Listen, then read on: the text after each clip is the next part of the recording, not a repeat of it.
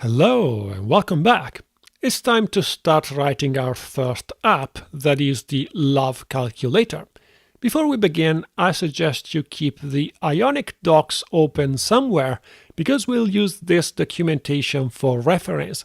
So just open a new browser tab and go to ionicframework.com/docs/v2.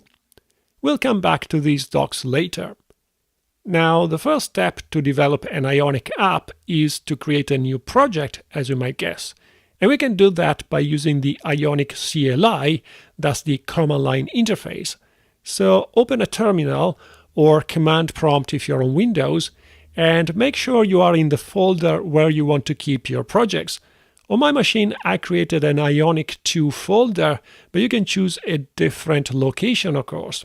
We can generate a new project by typing Ionic start and then the name of the project folder, let's say love-calculator.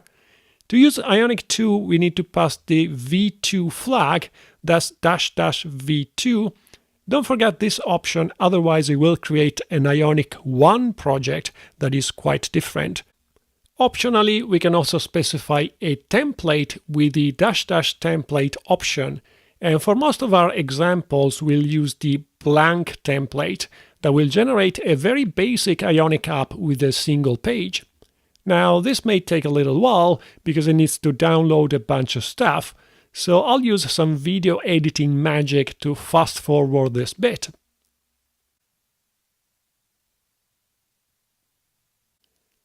Right, once it's done, you should have created a new folder called Love Calculator.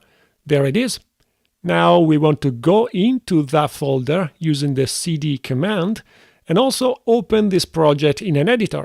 I use Visual Studio Code and I can open it simply by typing code and the current folder.